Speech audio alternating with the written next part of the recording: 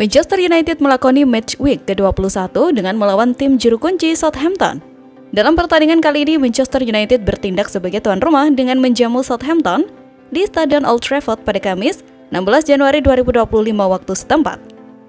Meski bertindak sebagai tuan rumah, Manchester United mendapat perlawanan sengit dari Southampton.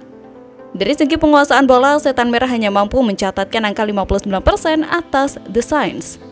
Selain itu, Manchester United mampu melepaskan 23 tembakan dengan 9 diantaranya mengarah tepat ke gawang Southampton. Di sisi lain, Southampton berhasil meluncurkan 5 shot on target dari 13 kali percobaan ke gawang tuan rumah.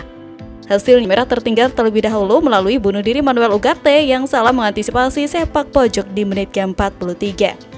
United telah kebobolan 10 gol dari situasi sepak pojok musim ini, yang menunjukkan betapa lemahnya mereka saat mengantisipasi bola mati.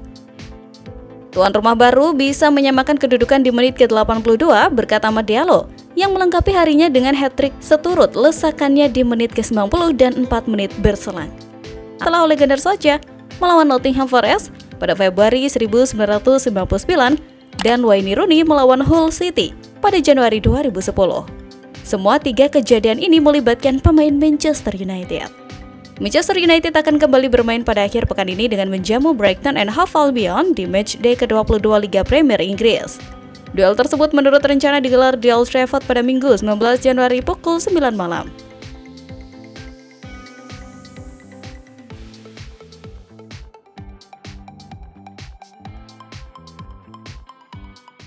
Krisis yang dialami Manchester United diperparah dengan hubungan kurang baik antara Amorim dan para pemainnya. Bahkan, pelatih asal Portugal itu berencana untuk melepas banyak pemain dari skuad asuhnya. Menurut laporan Daily Mail, Amorim tidak menutup kemungkinan untuk menjual para pemain Manchester United di bursa transfer. Hal ini karena Amorim butuh dana banyak untuk merombak skuad demi bisa sesuai dengan apa yang ia inginkan. Sejauh ini, kabarnya hanya 2 pemain yang tidak tersentuh kebijakan ekstrimnya itu.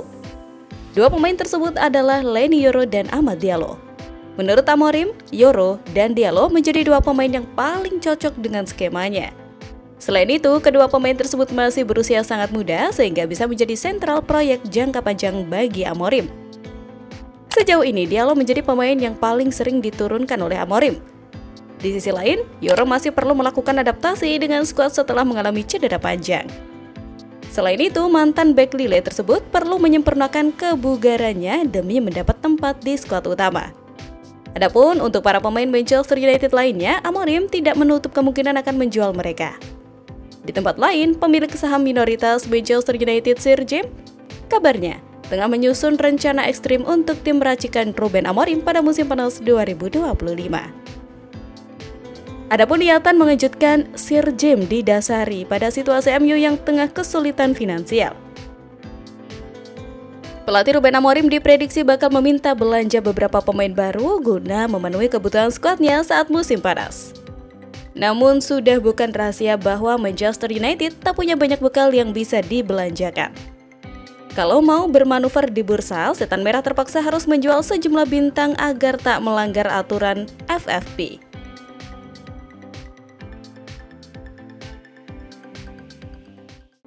Klub-klub tajir Saudi berencana membajak deretan pemain high profile Manchester United dalam waktu dekat. Saudi Pro League sendiri diketahui masih tetap fokus dalam perekrutan talenta elit untuk semua kontestan di dalamnya, dan proyek ini direncanakan terus berjalan untuk bertahun-tahun yang akan datang. Mirror mengklaim nama-nama seperti Marcus Rashford, Anthony, dan Casemiro akan jajal diangkut klub-klub Saudi pada bursa transfer musim dingin ini.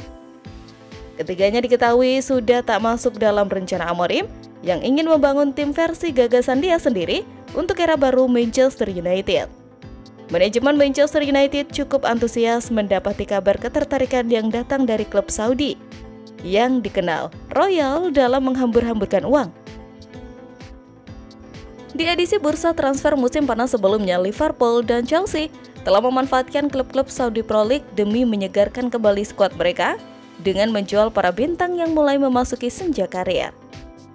Sementara itu, MU telah menerima tawaran resmi dari Olympiakos untuk meminjam Anthony pada jendela transfer musim dingin, menurut pakar transfer Fabrizio Romano.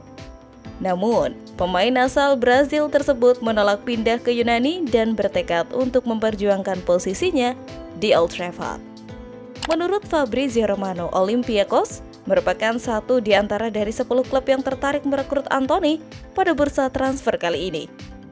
Namun, Kalk Offside mengungkapkan bahwa Antony tidak berminat pindah ke Yunani meski MU bersedia membiarkannya pergi. Agen Antony Junior mengonfirmasi bahwa kliennya hanya akan mempertimbangkan meninggalkan MU jika klub memaksanya. Meski begitu, Antony tetap berharap untuk memperjuangkan tempatnya di tim utama dalam jangka panjang. Dunia menanti apa gerangan yang bisa dilakukan Ruben Amorim di Manchester United. Juru taktik 39 tahun itu didapuk menjadi pelatih anyar Setan Merah menggantikan Erik ten Hag. Bakal sukses atau gagalkah Ruben Amorim seperti pelatih-pelatih sebelumnya? Simak ulasannya sebagai berikut. Sepeninggalan Sir Alex Ferguson pada 2013, belum ada lagi pelatih yang mampu mempersembahkan gelar Premier League. Kini, fans menanti sensasi Ruben Amorim dan untuk menjadi yang terbaik di kasta tertinggi Inggris jelas tak enteng.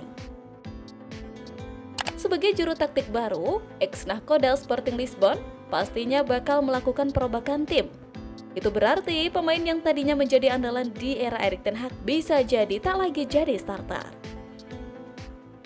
Ruben Amorim sendiri rencananya akan mulai bekerja pada akhir pekan nanti atau Sabtu 23 November 2024 kontra Ipswich Town. Menarik untuk dinanti, apakah Ruben Amorim mampu melewati debutnya dengan manis atau justru tragis? Sembari menanti duel pertama Ruben Amorim, ada baiknya kita bahas 3 senjata yang bakal jadi andalannya di Old Trafford. Manuel Ugarte. Gelandang pengangkut air ini bukan wajah asing bagi Ruben Amorim. Sebelum cabut ke Manchester United pada akhir Agustus lalu, Manuel Ugarte merupakan anak buah Ruben Amorim di Sporting Lisbon. Sejauh ini, kelahiran 11 April 2001 sudah tampil dalam 11 laga bersama The Red Devils, 6 diantaranya di ajang Premier League 2024-2025. Kedatangan Ruben Amorim pastinya membawa berkah tersendiri bagi Manuel Ugarte. Pilar timnas Uruguay yang juga pernah merumput bareng PSG bakal jadi langganan starting 11 mengingat Ruben Amorim tahu betul potensi Manuel Ugarte.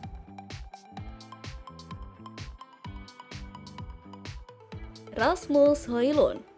Entah siapa yang salah, sampai saat ini Rasmus Højlund belum juga mengeluarkan daya ledaknya sejak diangkut dari Atalanta pada 2023.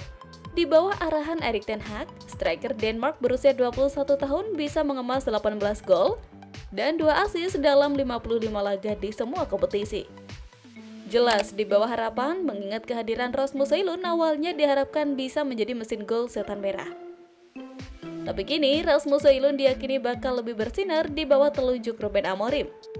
Mengingat Ruben Amorim sosok pelatih yang dekat dengan pemain muda, Rasmus Højlund akan menjelma jadi predator menakutkan. Bruno Fernandes.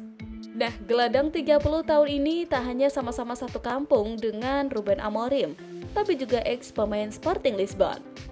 Yang meninggalkan raksasa Portugal itu pada 2017 atau 3 tahun sebelum Ruben Amorim dipercaya menukangi Sporting.